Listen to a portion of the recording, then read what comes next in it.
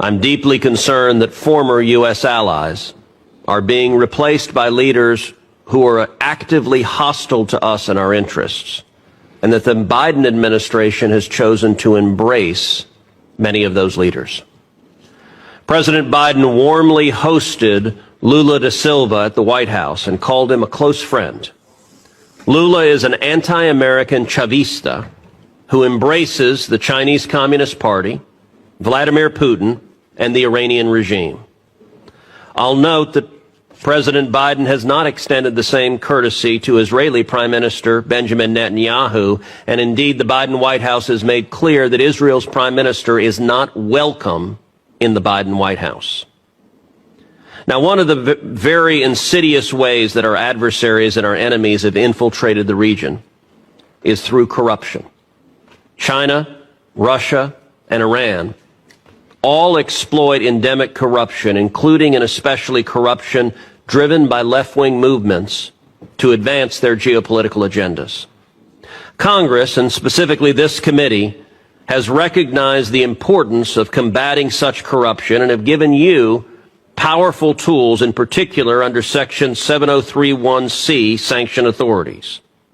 The Biden administration has used these sanctions repeatedly across the Western Hemisphere, but not, I'm dismayed to say, not against the left-wing anti-American communists who are aligning with Russia and China and Iran. Quite the opposite. Again, the Biden administration has looked the other way at malign behavior from such actors. Well, Brazil.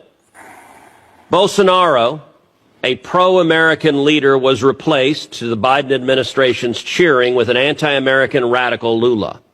And there is corruption likewise in the Lula government. In February, Lula allowed 2 of Iran's most advanced warships to dock in the port of Rio de Janeiro.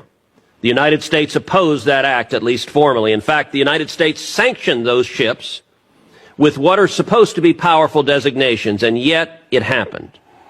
I believe the Lula government's corruption played a significant role in their decision to ignore the Biden administration and allow the docking. Do you agree with that assessment? And has the Biden administration enforced any sanctions related to that instance, and in particular to the Brazilians providing material support to the Iranian ships? The administration engaged our partners throughout the hemisphere, and we're very pleased that the Iranian ships were not able to dock anywhere else. We're deeply disappointed that one of the 2 ships was able to dock in Brazil. The other was offshore. I refer you to OFAC for any additional information on. Has the Biden administration sanctioned the Brazilian government, led by Joe Biden's self-described good friend, the anti-American leftist Lula? Have you sanctioned the Brazilian government for violating U.S. law and allowing the Iranian ships to dock? I would refer you to OFAC as to whether or not they've made a determination that action violated. You don't know whether you've sanctioned Brazil? I would refer you to OFAC. Do you know? I would refer you to OFAC. Do you know the answer? That's a yes or no question. Do you know whether the Biden administration has sanctioned Brazil? I am not aware of any sanctions with regard to that specific situation. Nor am I, and that's the problem.